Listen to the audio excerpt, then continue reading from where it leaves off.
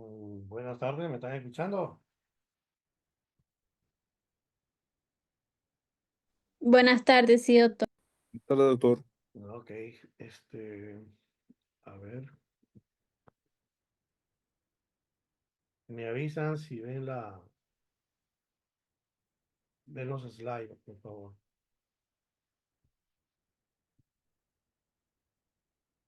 ¿Se ve en la pantalla? No, doctor. ¿No se ve? No, yo no se los acompaño. Ok, igual, ¿qué pasó?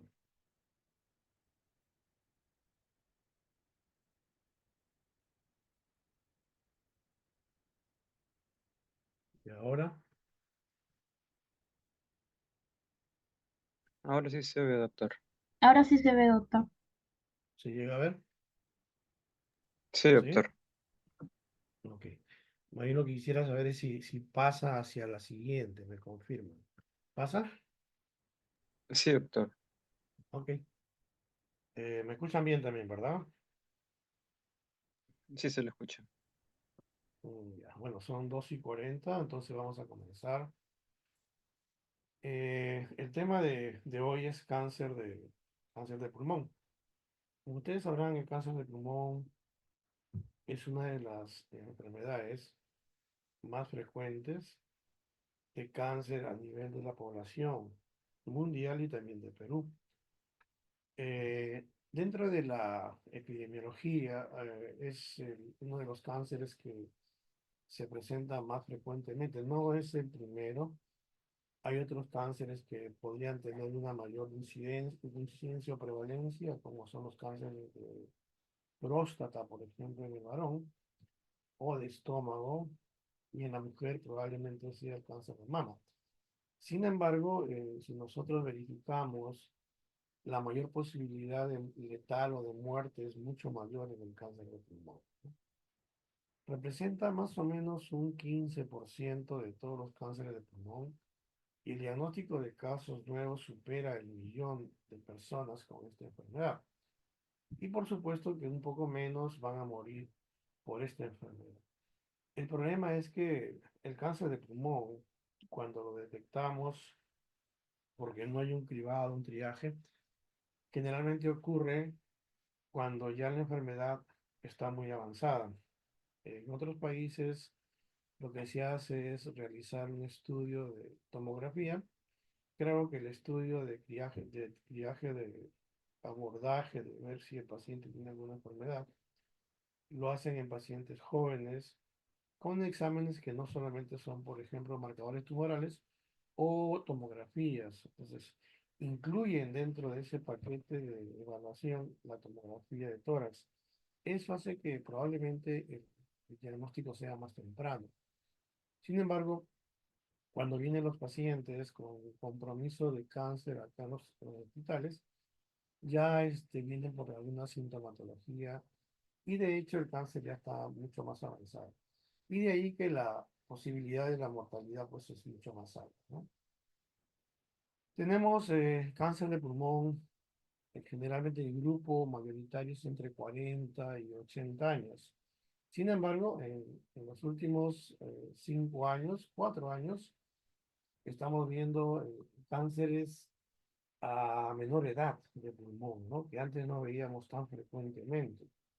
Tenemos cánceres de pulmón en 18 años, 20 años, 23 años, cosa bien rara en realidad, como lo describe la lámina, pero diferente en lo que veíamos anteriormente.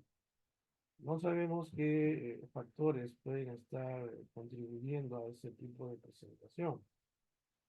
Algunos están refiriéndolo como cánceres que han avanzado en edad, eh, en menores edades, a través de enfermedades virales, como por ejemplo el COVID, ¿no? Y bueno, no tenemos todavía las cifras exactas si podría ser un factor condicional. Después de los 80, probablemente la cantidad de cáncer de pulmón sea menor. En los programas que se utilizan para verificar el desarrollo del cáncer, por ejemplo, el programa de SEER, uno de cada 13 varones, o si no, uno de cada 17 mujeres, tiene riesgo de desarrollar un carcinoma pulmonar a lo largo de toda su vida, ¿no? Entonces, las probabilidades están en ambos sexos, siendo mayor la probabilidad en las mujeres. Esta lámina, como ustedes pueden ver acá, ¿no? Si se dan cuenta, ahí tienen ustedes en el lado izquierdo la mortalidad o las muertes por diferentes tipos de cáncer: páncreas, próstata, mama, colon. Si nosotros verificamos al mismo tiempo a la mano derecha el cáncer de pulmón, vemos que supera grandemente la mortalidad por cáncer de pulmón, siendo menor la mortalidad en un tiempo estimado para cáncer de páncreas, próstata, mama o colon. Esto no significa que sea más frecuente, pero sí que sea más mortal. Entonces, las estadísticas definitivamente no ayudan mucho a lo que es el cáncer de pulmón en cuanto a lo que es mortalidad. Ya le decía, probablemente por un diagnóstico más tardío.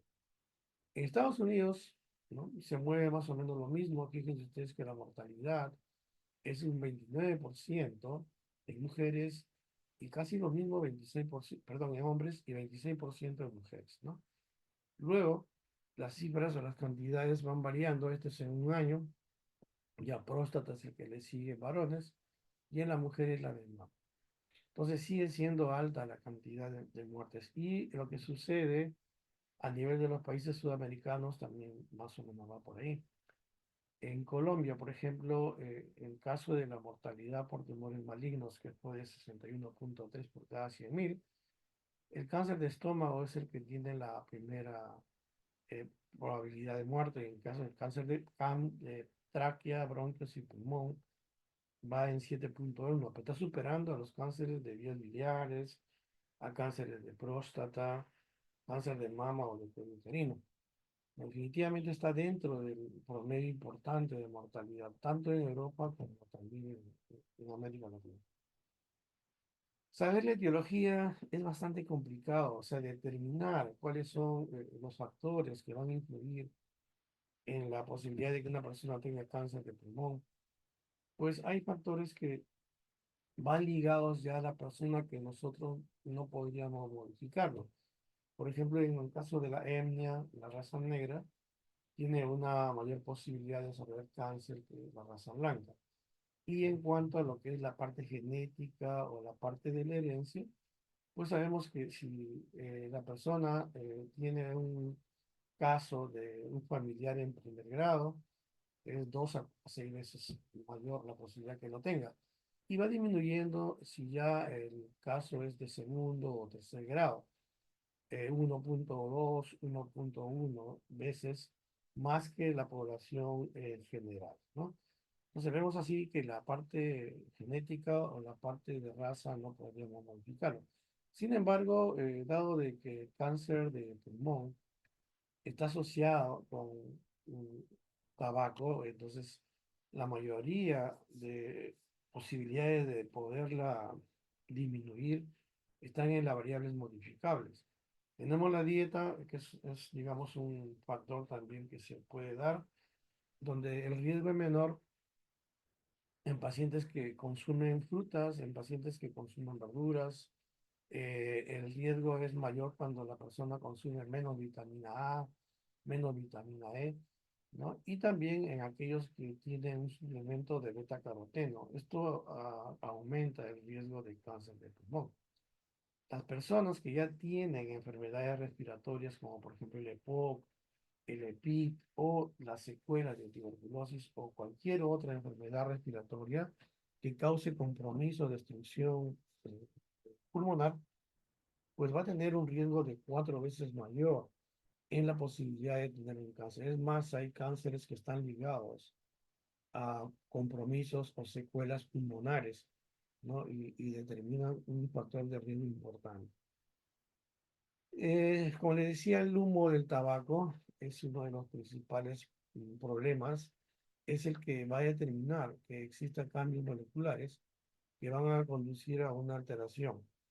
Esta alteración la van a producir en los mecanismos en el cual las células que están reguladas con un crecimiento una maduración, una apostosis o una muerte, queda un poco desequilibrada, de tal manera de que una lesión premaligna hace de que no se repare esa célula y entonces comienza todo un crecimiento celular descontrolado y alterado, ¿no? En cuanto a las alteraciones, tenemos alteraciones por los oncógenes, que son los proto-oncógenos mutados. Tenemos problemas con los genes supresores de tumores, ¿no? En realidad con lo que son en general los factores de crecimiento. Por ejemplo, tenemos acá en los oncógenos, los prooncógenos de crecimiento y diferenciación celular. Como ven ahí, el CAR-RAS está presente en el 30% de los carcinomas. Este CAR-RAS es un gen que normalmente va a controlar el crecimiento celular. Sin embargo, cuando se produce una mutación en él, puede causar que las células crezcan sin control, lo que lleva al desarrollo del cáncer, ¿no? Esto no es solamente patrimonio del cáncer de pulmón, puede darse también en otros tipos de cáncer, como por ejemplo cáncer de páncreas, de colon también, ¿no? Entonces, pero en el caso de la presentación de este compromiso, por la presentación de este gen que está alterado, pues se va a producir más en los que tienen adenocarcinoma, ¿no? El otro pro-oncógeno o oncógeno es el MIG o CMIG, también se llama, ¿no? Ustedes lo pueden revisar. Este CMIG es un oncógeno también que actúa como un transcriptor, de manera de que cuando se altera el transcriptor para lo que es el crecimiento celular, se desactiva los mecanismos por el cual el mecanismo debería ser algo que supervise el buen funcionamiento. Es como un regulador, le llaman importante o un regulador maestro, que se encarga de codificar un factor de transcripción. O sea, es importante porque actúa como moderador en lo que es la proliferación, en lo que es el metabolismo de las células y también la diferenciación. Por lo tanto, su función normal que tiene este gen es pues desarrollar un impulso de crecimiento y división celular, pero cuando hay una sobreexposición o no se regula adecuadamente, implica que hay un crecimiento celular desordenado, ¿no? Aparentemente, estos oncógenos son importantes dentro de lo que es la fisiopatología de los cánceres de pulmón, pero también últimamente nos están ayudando mucho porque nos permite trabajar ya más directamente en dónde se produce o cómo es que se produce un determinado cáncer, ¿no? Este MIC o CMIC son genes que se van a encontrar alterados tanto en cánceres de células pequeñas como cánceres de células grandes. El 10 al 40% lo encontramos en células pequeñas y en células grandes o más o menos un 10%, ¿no?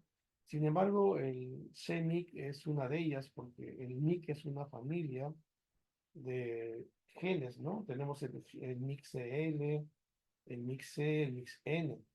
De hecho, el MYC-CL es el que está más comprometido o más involucrado con cáncer de células pequeñas. Luego tenemos el ER2, ¿no? Que también ustedes seguramente lo van a revisar en algún momento.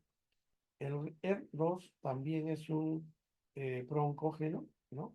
Que se va a encargar de realizar un desarrollo normal de lo que es las células en crecimiento, ¿no? Están comprometidos más con las células no pequeñas, o sea, las células grandes, porque tienen receptores en lo que es la mucosa epitelial. Entonces, cuando nosotros encontramos este gen, generalmente lo vamos a encontrar en cánceres epiteliales, ¿no? Este tipo de proteína, pues normalmente debería producir un crecimiento celular normal, pero cuando se altera, pues se acelera el crecimiento y la propagación de las células que debería regular. El otro es el BSL2, ¿no? También seguramente lo han visto. El BSL2 también es un gen.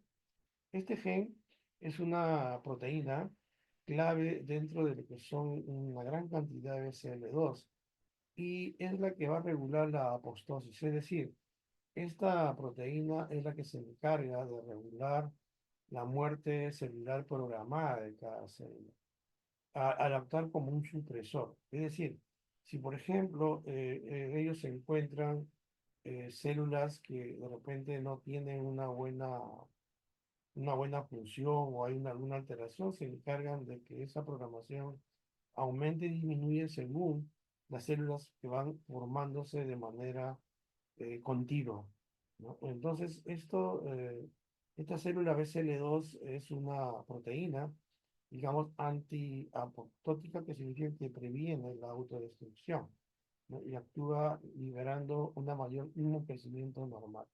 Y por el otro lado tenemos lo que se llaman los supresores de tumores. Así como he visto en este grupo, son aquellos que se encargan de mejorar el crecimiento, pero por alguna alteración el crecimiento es mayor. También tenemos nosotros supresores de lo que es el crecimiento alterado de las células. Tenemos el P53, que es conocida también como el guardián del genoma, porque protege el ADN. Es decir, si por ejemplo en una célula se produce un ciclo celular y este ciclo celular está determinado con un daño en el ADN, entonces lo que hace el P53, este gen, es rápidamente eliminarla para que no se produzca un crecimiento celular defectuoso. Pero en el cáncer muchas veces este tipo de función normal no se produce, de tal manera de que no se produce una apostosis o una muerte de células anormales que se están dividiendo más rápidamente, ¿no? Eso es una alteración frecuente, sobre todo en los cánceres de células pequeñas, que casi ocurre en un 80%. Y también en lo de que es cánceres no pequeñas, que es un 50%. Como ven, de hecho, el compromiso es bastante importante en cualquiera de los dos tipos de cáncer pulmonar, sean a pequeñas células o sean a grandes células, ¿no? Y luego tenemos nosotros el RB, que es la fosfoproteína nuclear, ¿no? Esta es una proteína que también se encarga de una alteración que se produce en la proliferación celular. Esta proteína, si bien es cierto, al igual que las otras, va a determinar, pues, que se produzcan células que sean viables, ¿no? Cuando este supresor de tumores está codificando y regula el crecimiento de la división celular, evita la formación de tumores. Sin embargo, las mutaciones en este gen se asocian con un crecimiento, pues, sin freno. Entonces, la división celular va a comenzar a progresar, entonces no va a haber una maduración adecuada. Como podemos ver, tanto los pro-oncógenos o los oncógenos que van a facilitar el crecimiento y también los supresores que no van a tener una función adecuada, va a ser importante porque van a generar que crezcan células que no van a ser eh, o no van a tener una actividad normal. Muy bien. El 85% de los cánceres de pulmón están ligados al tabaco. Saben ustedes que el tabaco pues tiene más de 2000 químicos conocidos en el cigarro, ¿no? Y que esto conlleva al cáncer. Pero hay que tener presente también que existen otros carcinógenos que muchas veces suceden, por ejemplo, en personas que no fuman. El radón, el asbesto, el níquel, el cromo, el cobre, el arsénico y el alquitrán, por ejemplo. Muy bien. Acá tenemos nosotros el riesgo relativo. Por ejemplo, si una persona vive en un área rural, vive en un área donde se supone que el aire está menos contaminado y este paciente no fuma, entonces definitivamente pues no fumador, y si vive en la zona rural va a tener un riesgo relativo de 1. Y va a ir aumentando en relación a los factores que tengo. Por ejemplo, el que vive en la parte urbana, pero que no fuma, ya va a tener 1.2 hasta 2.3 de riesgo relativo de tener un cáncer de pulmón. El fumador pasivo es aquel que está en contacto con una persona que fuma. Esa persona no fuma, pero está cerca de una persona que fuma. Esto lo convierte en 1.5 de posibilidad de tener cáncer. Como ven ahí, el minero que trabaja con uranio, nosotros en el Perú tenemos uranio, ¿no? El que trabaja con uranio tiene 4 veces más la posibilidad de riesgo relativo de tener cáncer. Y el de asbesto, ¿no? Estamos hablando del asbesto, aquel trabajador de asbesto que no fuma, 5 veces, pero si fuma, tiene un 90 de riesgo relativo. Es decir, se eleva muchísimo, inclusive mucho más de aquellas personas que fuman. Por ejemplo, un fumador que fuma un paquete o un pack years tiene 10 de riesgo relativo y un fumador de 2 paquetes año tiene 20 de riesgo relativo. Un pack year es aquella persona que fuma una cajetilla de cigarros, que son 20 por día y por año. Eso se denomina un pack year. Ven ustedes que aún teniendo un pack year o 2 pack year, el riesgo relativo es alto, pero si a esto le sumamos otros factores carcinogenéticos, como por ejemplo el uranio, del cual sale el radón, vamos a tener un riesgo mucho más elevado para producir cáncer. Muy bien, entonces, en general, podríamos decir que el tabaco, el humo del cigarrillo, en el caso de los pacientes pasivos, el radón residencial y el asbesto, los combustibles sólidos, la contaminación atmosférica, la exposición a las sustancias industriales, ¿no? Como por ejemplo el arsénico, ¿no? El agua potable que también podría estar contaminada con más de 10 microgramos por litro de arsénico, la exposición a radiación en las fuentes profesionales o médicas, tienen un papel importante en el desarrollo del cáncer. El cigarro durante la historia ha ido incrementándose su consumo, a pesar de que hay muchas reglas actualmente de prohibición de fumar en lugares cerrados. Antes de la Primera Guerra Mundial, el consumo de cigarros era de 100 cigarrillos por año por persona. Sin embargo, en el año ya 1950, esto se incrementó hasta 350 cigarrillos año por persona. Para el año 60 aumentó hasta 440 cigarrillos año por persona. Si bien es cierto, las cifras no son cifras exactas, pero lo que quiere decir acá es que al avance de los años va aumentando la cantidad de cigarrillos año tras año. Ya a partir del 2002, pues ya existen 14 cigarrillos por día. Estamos hablando más o menos de más de 5.000 cigarrillos año persona. Es bastante elevado, ¿no? Y ya en el año 1930, estamos hablando de hace muchísimos años, estamos hablando de 7, más o menos 95 años atrás, casi 100, ya se le pudo identificar en los residuos o en el humo del cigarrillo como la causa del cáncer del pulmón, es decir, la combustión de los agentes carcinógenos. Este humo contiene un material particulado, ¿no? Que resulta de la remoción de lo que es la nicotina y el agua, ¿no? Entonces, este aerosol va a producir compuestos particulados, ¿no? Tanto al producirse la inhalación de aire por el cigarrillo como una fuente de exposición, o por la exhalación del cigarro como una causa primaria de contaminación ambiental. O sea, ambas formas van a intervenir en lo que es el factor de riesgo importante. La exposición al humo, ¿no? Es la mayor fuente, por lo tanto, de lo que es el riesgo de un cáncer de pulmón. Si nosotros vemos un cigarrillo, el 95% del peso está compuesto por componentes gaseosos, casi 400 a 500. Y el restante son 3.500 particulados, ¿no?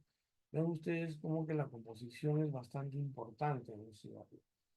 De ellos, tal vez los carcinógenos más frecuentes que podemos ver son los hidrocarburos aromáticos tricíclicos, las aminas aromáticas, las nitrosaminas, el benceno, el arsénico, el radón y el carbono que tiene el cigarro. Los que están más relacionados con cáncer de pulmón son las N-nitrosaminas, ¿no? Que son producidas por la nitrosaminación de la nicotina. Eso se produce durante el consumo del tabaco. Y de estas nitrosaminas, tal vez hay 8 nitrosaminas que son más importantes para la inducción de cáncer, ya bien estudiados. 4 que son la metilnitrosamina epidilbutanone, o NNK también, y que van a afectar directamente al ADN activando el protoontógeno KRAS y la mutación del gen P53, que ya lo hemos visto nosotros hace un momento en la parte de cómo podría estar produciéndose el desequilibrio celular. Otros factores que van a contribuir para que se produzca el cáncer de pulmón definitivamente están las enfermedades pulmonares, las alteraciones de la vía aérea, el género, hemos dicho que es más frecuente en hombres que en mujeres, aunque digamos que el porcentaje se está equiparando un poco actualmente. Otro de los factores que ha contribuido en estos momentos es el vapeo o el cigarro electrónico. También está dentro de los factores para producción de cáncer. El tabaco ambiental, ¿no? Donde hay humo de cigarro en pacientes que fuman pasivamente. Las personas que trabajan en lugares donde hay carcinógenos, o sea, carcinógenos ocupacionales, el ambiente en general y también el tipo de dieta que pueda tener el paciente durante toda su vida. El radón, es un mineral sólido que es derivado del uranio. El tema es que este radón que se deriva del uranio, siendo las reservas en el Perú de uranio de 80% por kilómetro cuadrado, que es bastante, tiene componentes de lo que es el radón gaseoso. El problema es que el radón no tiene sabor, no tiene olor, no tiene color, entonces no se puede identificar fácilmente. Sin embargo, la segunda causa más importante, como factor importante en el Perú para cáncer de pulmón. Y otro de los factores que también tenemos nosotros es el humo de la leña. Las personas que viven en la parte andina aún continúan cocinando con leña. Este humo actúa de manera muy parecida a lo que vendría a ser un paciente, una persona que fuma. En el año 2015 se hizo un estudio en Lima, acá en Perú, y encontró que el 88% de los distritos medidos en los cuales las concentraciones medias de radón superaban las recomendadas por la OMS. Entonces, no siempre va a ser el humo de cigarro, sino también puede ser el radón, que se encuentra presente en muchas personas. Dentro de las manifestaciones clínicas, ya yendo a la parte clínica, ¿hay alguna pregunta hasta aquí?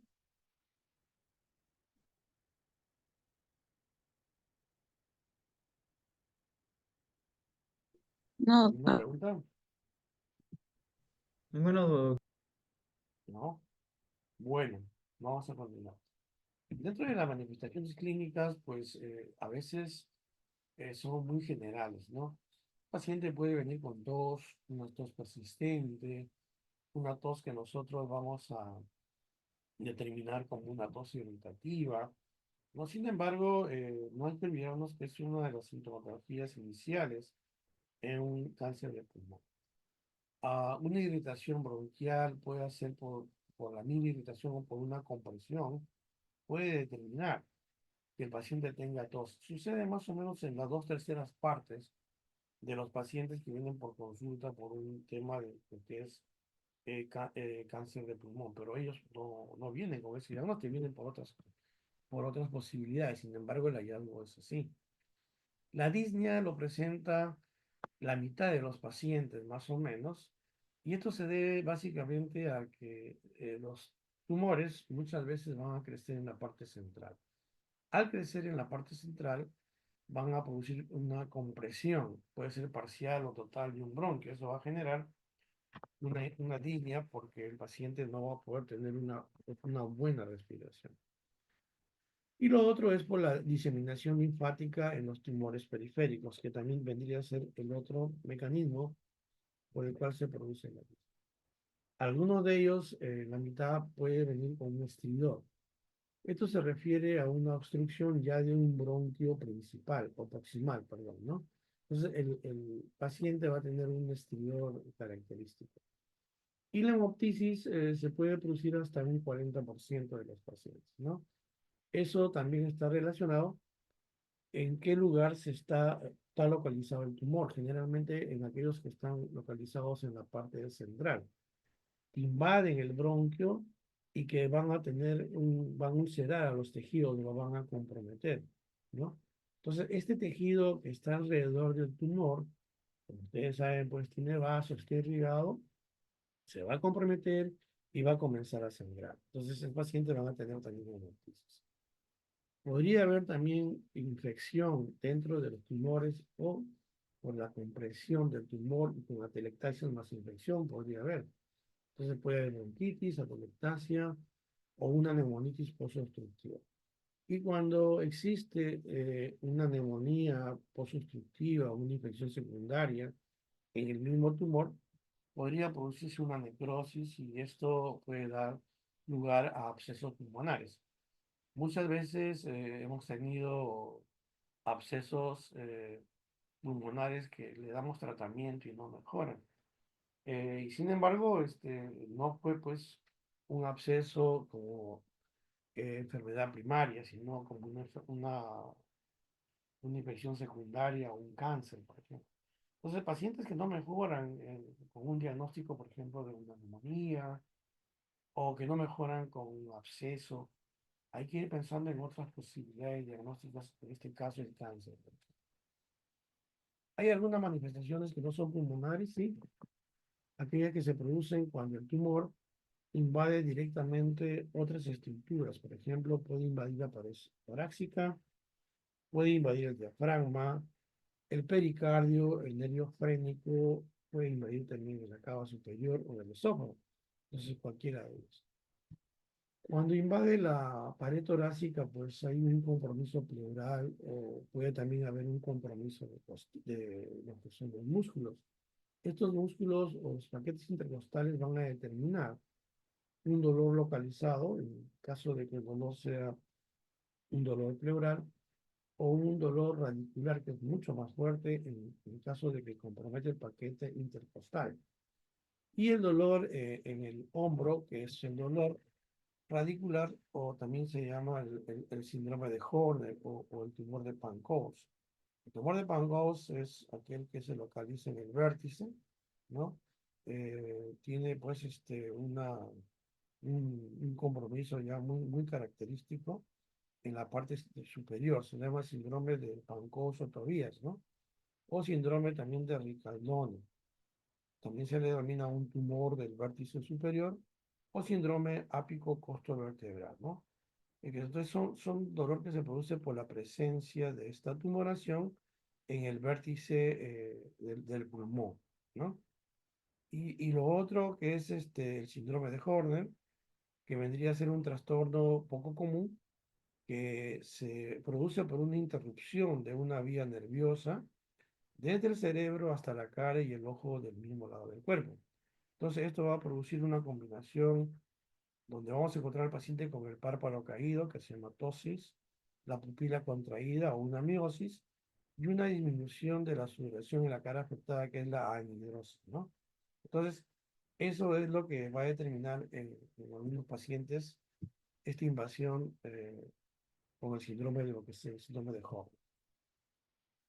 Puede haber una invasión diafragmática también, generalmente es asintomática, puede producir disnea si en el caso hubiera, por ejemplo, parálisis diafragmática. Ustedes saben de que el diafragma es el principal músculo respiratorio. Puede haber derrame si compromete también la pleura y las estructuras del mediastino pueden ser también invadidas, ¿no? Puede haber un hipo, puede haber parálisis diafragmática, puede haber dolor, puede haber disnea. En el caso de los tumores que se encuentran en el lado izquierdo, puede haber una distinción en cuanto comprometa al nervio laríngeo recurrente izquierdo, por una comprensión del vago, con una evidencia que es característica de una parálisis de la cuerda vocal izquierda. Entonces el paciente va a tener o va a venir con disfonía, ¿no? Una ortofonía, que es característico que no pasa con ningún tipo de medicamento, por supuesto. A veces es algo con el que el paciente viene a la primera consulta, con una disfonía. Cuando hacemos una laringoscopía o encontramos una parálisis de cuerda vocal izquierda, entonces hay que ver cómo está el pulmón o dónde se localiza el problema. Generalmente es en el pulmón izquierdo, por supuesto. Y el síndrome de la vena cava superior, que se encuentra en el 4% de los casos, es por compromiso directo, y compromiso de los linfáticos. Y el pericárdico podría comprometerse con derrames, disnea y arritmias cardíacas, cuando ya compromete el pericardio. Cuando compromete el esófago, la sintomatología principal es una disfagia, con dificultad para comer, o generalmente por compresión directa.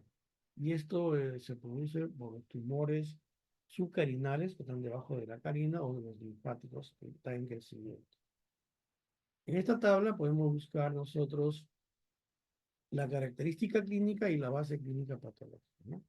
Por ejemplo, un derrame pleural es una extensión, pues, a la pleura, ¿no? Una ronquera, nervio laríngeo recurrente, una disfagia por invasión esofágica, parálisis del diafragma, nervio frénico invadido, destrucción de costillas por invasión de la pared torácica, comprensión de la vena cava superior por el tumor, encontramos el síndrome de vena cava superior, de invasión de los ganglios simpáticos por compromiso del síndrome de Horner, ¿no?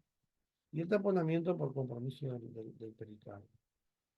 Sin embargo, hay algunas otras presentaciones que se llaman síndromes paraneoplásicos, es decir, compromisos clínicos o enfermedades que están relacionadas con el tumor, pero no se encuentra ahí nosotros, o no encontramos ahí nosotros tejido neoplásico. Manifestaciones generales, la anorexia, pérdida de peso, la disminución de peso, la fiebre, y endocrinos, los más comunes es el síndrome de Cushing, ¿no? La alteración de la hormona antidiurética, hipercalcemia o ginecomastia.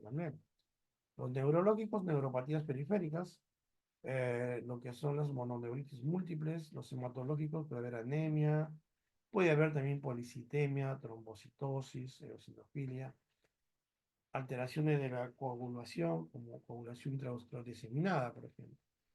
Síndromes esqueléticos como acropaquia, ¿no? Que nosotros lo vemos frecuentemente. Síndromes cutáneos, ¿no? Hipertricosis lagriminoso, eritema giratum repens, ¿no? O la acroqueratosis, ¿no? Enfermedad de Bassex.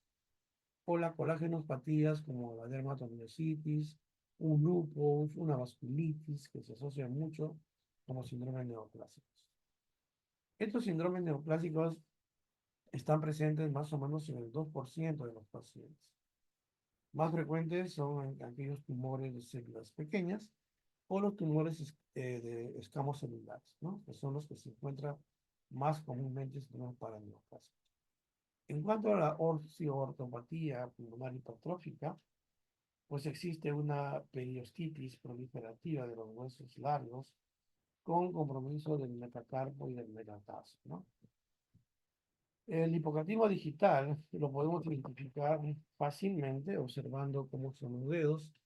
Y en el año 1961, Rice y Rowland establecieron un cociente de diámetro falingo distal con un diámetro interfalángico mayor a 1. Acá tienen ustedes el diámetro interfalángico y el diámetro distal. Pues normalmente el diámetro interfalángico debería ser mayor.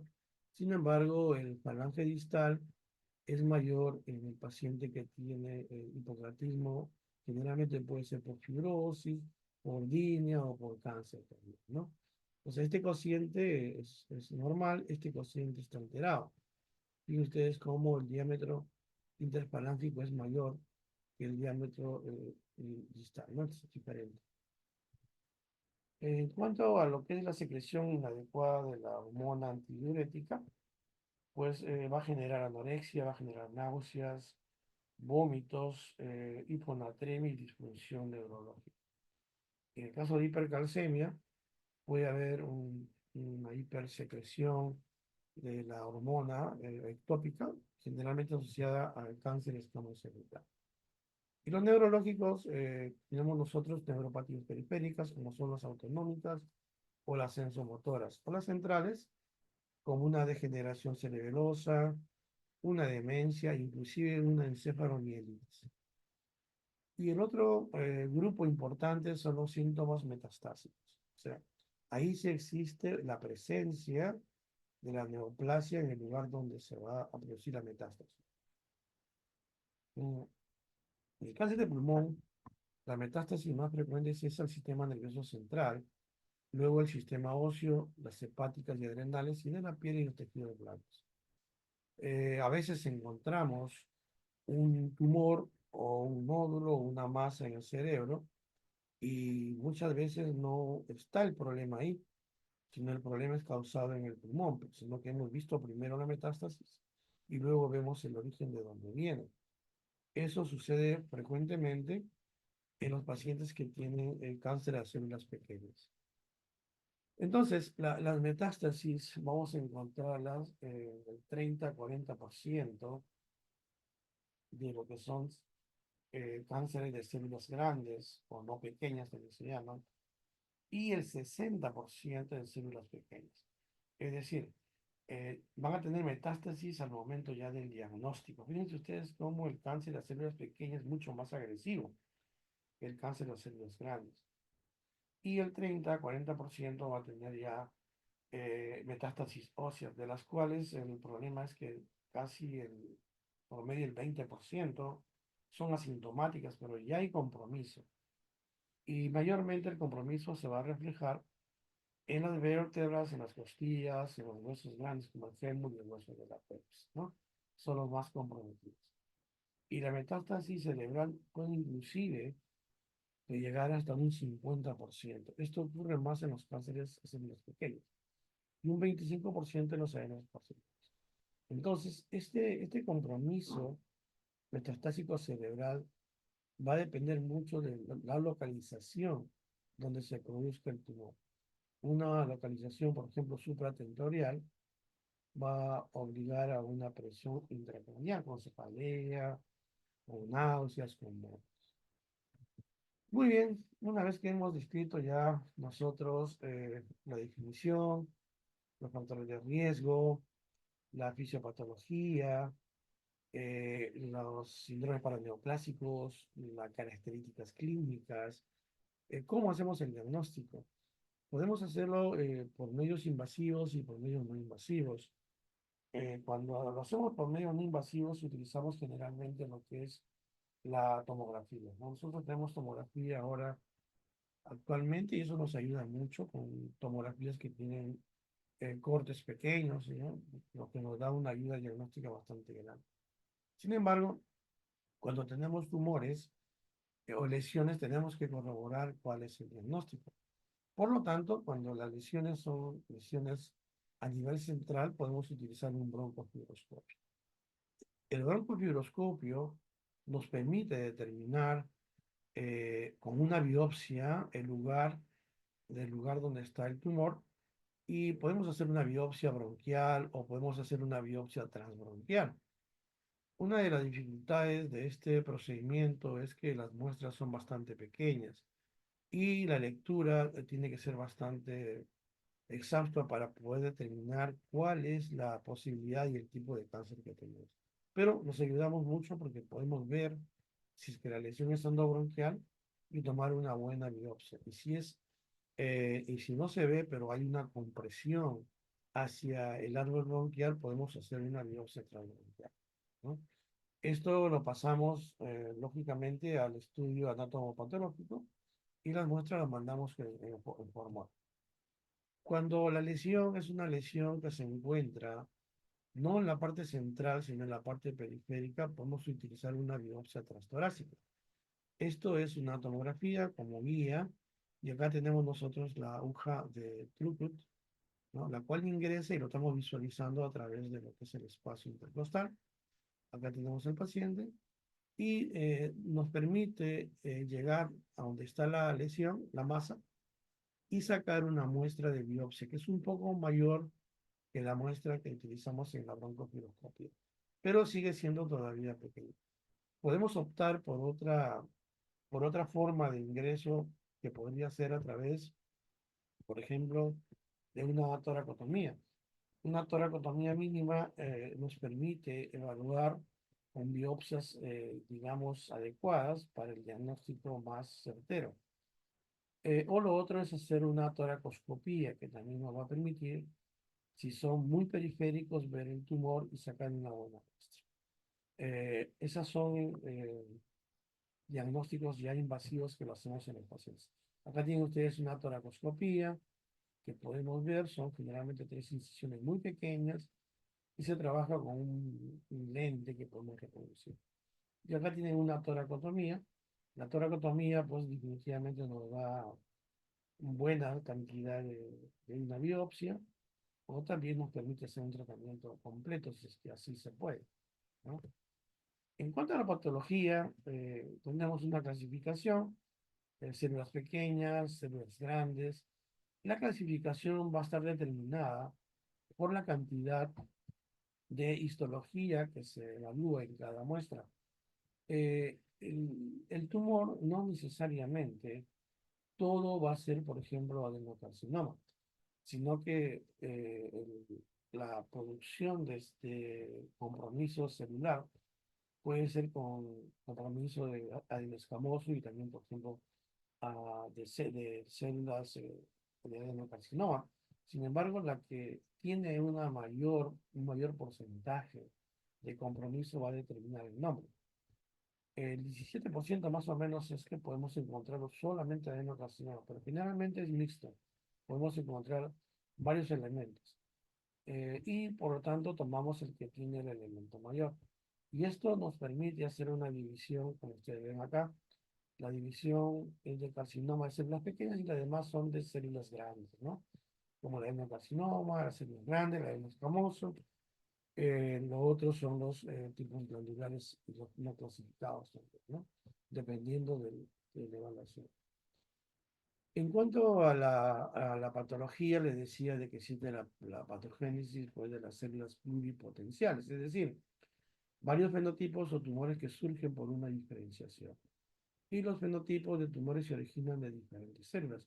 Podría ser cualquiera de ellos, pero de hecho, el hecho es que la diferenciación celular va a predominar entre uno y otro, que no va a dar el diagnóstico. Acá tienen ustedes lo que es la diferenciación celular.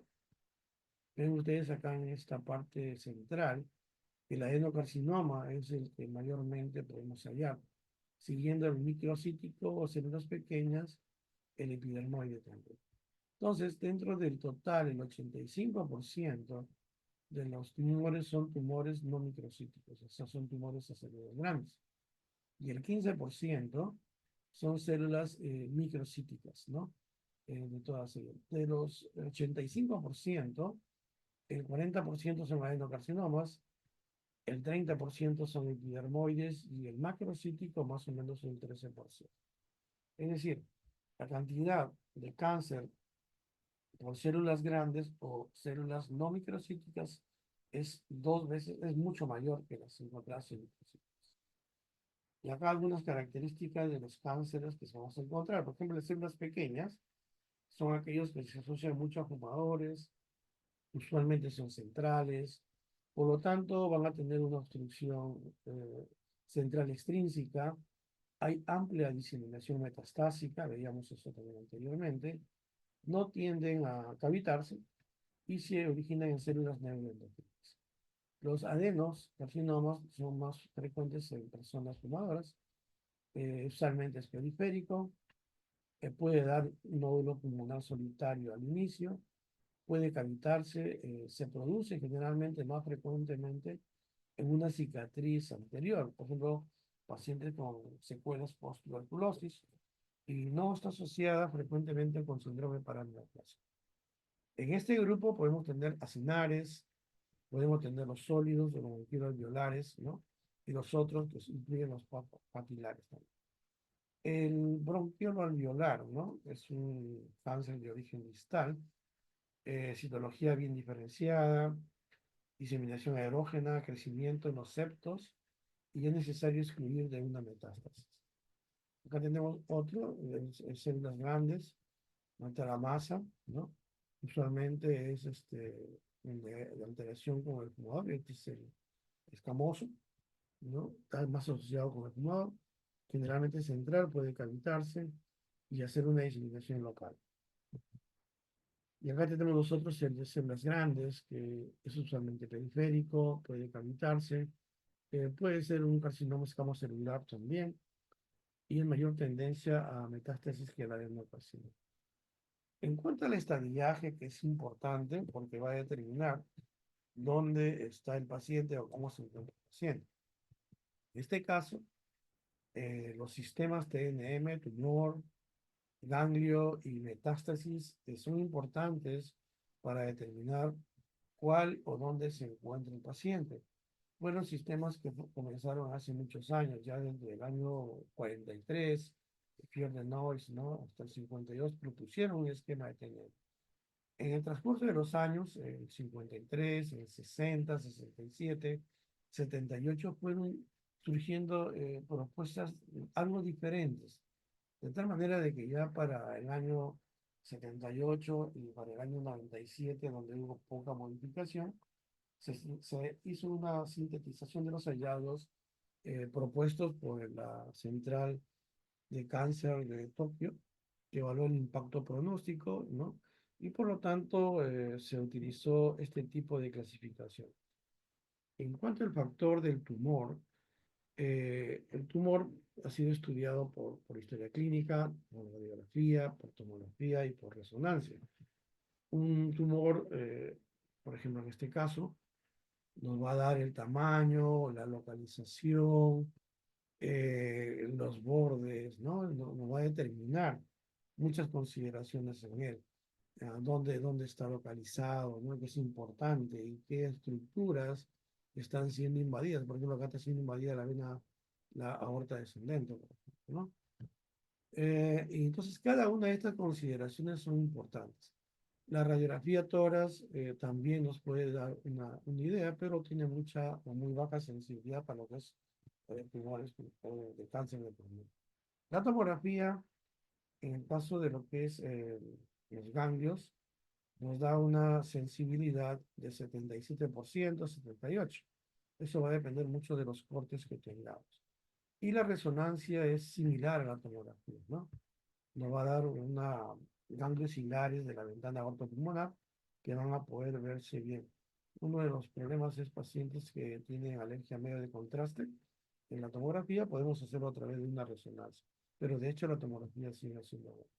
Y el PET es una forma en la cual nosotros podemos aumentar la sensibilidad y la especificidad, de tal manera de que cuando estudiamos el PET podemos identificar estaciones ganglionares, pero no podemos identificar ganglios individuales. Por lo tanto, podemos hacer uso del PET y podemos hacer uso del TAC, de tal manera de que el TAC ya nos proporciona muy fácilmente, con mayor detalle, pero no nos da la información funcional. De manera de que podemos asociar ambas. Ambas técnicas nos permiten ya diferenciar tanto el área, cuántos ganglios tenemos con compromiso de aquellos que no lo tienen, ¿no? Y se denomina puntos calientes, mostrados tanto en el PET, ¿no? Acá hay un punto caliente que se va a determinar, por ejemplo, acá se ve muy bien, ¿no? Y acá en el TAC, la localización, ¿no? Eso sirve mucho, por ejemplo, cuando queramos hacer una radioterapia, sabemos a dónde nosotros vamos a tener que llegar con los rayos. Los otros son los factores ya invasivos para mostrar si los nódulos o los ganglios están comprometidos. Lo podemos hacer a través de una aspiración transbronquial, ¿no? De tal manera de que algunas estaciones ganglionares podemos realizar una biopsia y ver si está comprometido o no de manera con el cáncer, ¿no?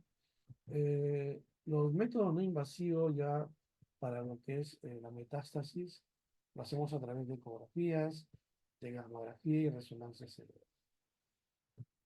Acá tenemos nosotros lo que es, ¿sí? No, no, tenemos acá nosotros algunas metástasis, ¿no? Vamos a ver.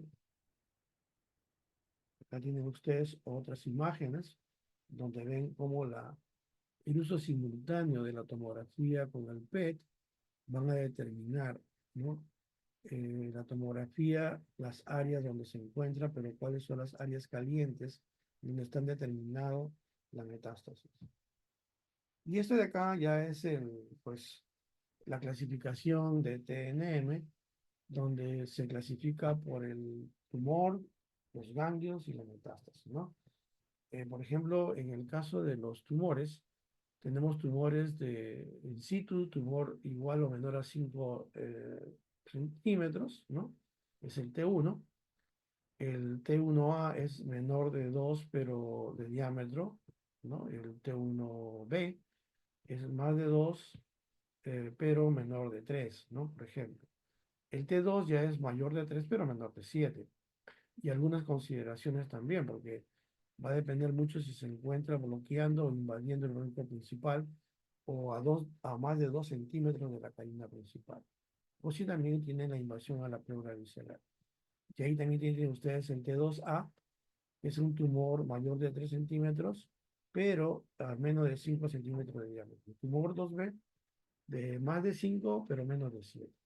El tumor T3 es el que tiene más de 7 o cualquier tamaño, pero cuando ya ha invadido estructuras como por ejemplo la pared torácica, el diafragma, el nervio frénico, el pericardio o la invasión del bronquio principal a menos de 2 centímetros de la carina principal. Si existe esas características, a pesar de que tenga menos de 7 centímetros, ya es un T3. Y un T4 es, bueno, cualquier tamaño, ya no importa el tamaño, pero que invade mediastino, invade el corazón, grandes vasos, tráquea, esófago, el nervio recurrente, cuerpos vertebrales, carina principal. Ya ese es un T4. Para el caso de los ganglios, tenemos ganglios clasificados en NX, N0, N1, 2, 3. Igual, vemos si los ganglios peribronquiales y o iliares del mismo lado están comprometidos, o sea, homolaterales N1. Si la metástasis ya avanza hasta los ganglios del mediastino homolaterales o subcarinales es N2. Y N3 si la metástasis está en ganglios iliares o mediastínicos contralaterales o escalenos. Y en la metástasis es un poco más sencillo. Metástasis 0 cuando no encontramos metástasis en ningún lugar. Metástasis 1 cuando ya hay metástasis a distancia. Puede ser 1A, puede ser 1B. 1A son nódulos pulmonares o en el lóbulo contralateral o pleurales. Y en el 1B ya es aquel que se encuentra a distancia, ¿no? No sé. Entonces, esta clasificación de lo que es T1, T2, T4, tanto así como lo que es los nódulos y también lo que es la metástasis, nos van a ayudar a definir básicamente en qué estadio tiene el paciente. Entonces, el estadio va a ser un conjunto de hallazgos tanto del tumor, de los ganglios, como de la metástasis. Por ejemplo, si nosotros hablamos de un estadio 3, pues podemos hablar de un estadio 3A o 3B, dependiendo si es un tumor 1 o un N2 o un N0. Fíjense ustedes cómo ya cuando hay una metástasis, sea en un contralateral o a distancia, no importa cualquier tamaño, no importa cualquier tamaño del tumor o cualquier tipo de compromiso ganglionar, ya es un estadio 4. Definitivamente, el que hay una metástasis, ya el paciente está en estadio 4. Acá tienen ustedes ya la abreviación de la estadificación de cada uno de los valores, ¿no? Y pues la sobrevida. Cuando hacemos el estudio de sobrevida a 5 años, vemos que el estadio, por ejemplo, 1A, la supervivencia va a ser de 75%. Varía un poco en Europa, es 60% en el estadio 1A. Pero si nos vamos, por ejemplo, al estadio 4, a los 5 años menos del 5% va a sobrevivir. Y en Europa menos del 1%. Entonces, a medida de que tengamos un estadio más avanzado, el porcentaje de sobrevida es bastante menor. Eso es lo que les decía al inicio, a veces encontramos nosotros estadios 3, 3A o 3B, a veces 4, entonces ya no nos da la oportunidad de poder mejorar la supervivencia en estos pacientes. Esta es la otra supervivencia a los 5 años de carcinomas no células pequeñas del pulmón, ¿no? Básicamente tiene un estadio muy parecido de acuerdo a la estadidad. En cuanto al tratamiento, el tratamiento puede ser quirúrgico, si es que se puede, por supuesto, quimioterapia, radioterapia y bueno, ahora lo que es ya la inmunoterapia, ¿no? La inmunoterapia que se está aplicando mucho en tiempos actuales, igual que las células diana o las células blanco, que utiliza tratamientos dirigidos a donde se produce el compromiso celular.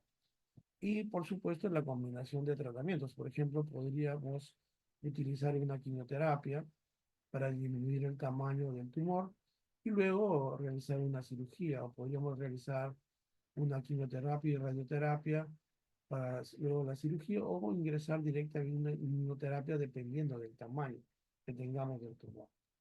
Este es el abordaje general del tratamiento según los estadios. Vemos que el estadio 1 o 2 son tratamientos que se pueden realizar a través de la cirugía. Entonces, acá el tratamiento es quirúrgico y se puede utilizar una quimioterapia ayudante al estar en estadio 1.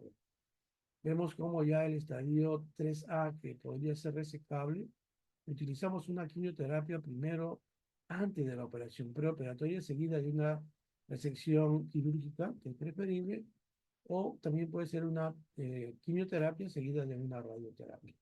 Y coadyuvantemente hacemos una quimioterapia asociada o no a una radioterapia. El pronóstico de la supervivencia va variando. Ya en un paciente con resección en 3A es de 15 a 30% de sobrevida. A diferencia, por ejemplo, de lo que es el 1 o el 2, donde la supervivencia a los 5 años puede llegar hasta 70% en el estadio 1 y estadio 2 hasta 50%. El estadio 3A no resecable o estadio 3B, es decir, porque ya afectó los ganglios contralaterales o supraclaviculares, pues nos queda solamente realizar quimioterapia más radioterapia simultánea, ¿no?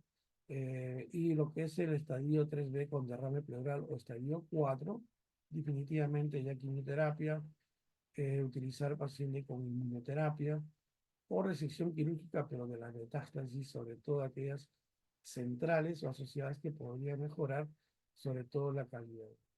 En relación a las células pequeñas, están separadas de las células no pequeñas, porque en las células pequeñas, pues cuando la enfermedad es limitada, podríamos hacer nosotros una quimioterapia más radioterapia, no, y si es extensa ya solamente la quimioterapia. Y la supervivencia es mucho menor que los otros. Aquí tienen ustedes un ejemplo de lo que se utiliza en tratamientos de células no pequeñas, ¿no? Drogas de tercera generación, podemos utilizarlas. Células pequeñas utilizamos 6 ciclos de cipastino. Bueno, es muy variable el tratamiento para cada uno. Entonces, para poder hacer un tratamiento, tenemos que hacer una diferenciación o una clasificación molecular. Hacer un análisis genético de tal manera de que si el tumor tiene un abordaje por EGR, BRAD, AL o ROS, los marcadores que podemos obtener. Estos marcadores nos van a dar la posibilidad de que podamos utilizar tratamientos más dirigidos en lo que es la inmunoterapia. Por ejemplo, aquellos que tienen mutación EGBR, receptor de factor de crecimiento epidémico, podemos utilizar el getinevit o el afanivit o el ronitibit. O sea, son medicamentos que van a actuar en aquellos pacientes. Igual para las mutaciones diferentes como ROS1 o BRAF, donde utilizamos una terapia diferencial. Y dentro del grupo de los cánceres también podemos abordar lo que es el cáncer el nódulo pulmonar solitario, que normalmente no es cáncer. Fíjense ustedes en estos nódulos y las clasificaciones que tiene, el tamaño, son generalmente nódulos solos, tienen menos de 3 centímetros, están rodeados por no necesariamente son malignos, podrían ser benignos, ¿no? Pero hay que hacer, de todas maneras, el estudio correspondiente. Es una lesión que según diferentes estudios está entre 0,9 hasta 0,02%, ¿no? Esta incidencia en fumadores es alta hasta 50%. Y acá tienen ustedes de repente una clasificación para poder diferenciar un nódulo benigno de un nódulo maligno. Los nódulos pueden ser benignos por diferentes enfermedades, ¿no? Granulomas, en el caso de tuberculosis y brucelosis, amartomas, linfomas, en lo que es la granulomatosis de Benneger también, reumatoides, quistes, malformaciones arteriovenosas, liposis, parasitosis, micardiosis y la tirosis. Y los malignos podemos encontrar en toda la gama de los carcinomas broncógenos, ¿no? Adenos, células grandes, pequeñas, ¿no? Metástasis. Y la diferenciación entre un benigno y maligno es que la mayoría de los benignos pues, están en menores de 35 años, en aquellos que no fuman, no hay antecedentes de cáncer, generalmente son menos de 2 centímetros con bordes bien definidos. El patrón de calcificación es importante. Cuando tenemos una calcificación central o laminada o difusa o en palomita de maíz, se acerca más a un nódulo pulmonar solitario benigno. Y si tienen una estabilidad mayor a 2 años, mucho mejor. Su tiempo de duplicación puede ser menor de 20 años, o perdón, días, o mayor de 400 días. Ese es el intervalo. En los malignos, la persona tiene más de 35 años, es fumador, hay antecedentes de cáncer en la familia, hay más de 2 centímetros de tamaño, los bordes son espiculados, pueden ser umbilicados o también radiatos como corona. Las calcificaciones tienden a ser excéntricas y irregulares. Y el crecimiento es antes de 2 años. Y el intervalo de duplicación está entre 20 y 400 días, ¿no? Casi un poquito más de un año. Esta es una lámina para ver cómo es la calcificación o los patrones de los benignos. Calcificación central, calcificación laminar, calcificación difusa, en palomita de maíz. En cambio, los de malignidad viene la calcificación punteata, ¿no? Difusa, no uniforme, o una calcificación extrínseca, ¿no? Que son características más de los nódulos malignos. Acá tienen ustedes algunas tomografías donde pueden ver ustedes los bordes lisos, regulares de los tumores benignos y los malignos que tienen bordes espiculados, bordes lobulados, o algunos con una cola o llaman cola de ratón, ¿no? Muy bien, entonces, en conclusión, podríamos decir que el cáncer de pulmón es la causa principal de muerte relacionada con cáncer en todo el mundo. Y el tabaco es la causa principal, pero no la única, por supuesto, que suele hacerse el diagnóstico en etapas bastante avanzadas. El cribado de personas de alto riesgo permite una detección precoz y podría mejorar la tasa de supervivencia. La prevención primaria es posible. Tenemos que controlar el tabaco y la reducción de la exposición a factores ambientales, sobre todo la exposición al radón. Y puede reducir de esta manera la incidencia de cáncer y podríamos tener una mayor supervivencia. Muy bien. ¿Alguna pregunta, jóvenes?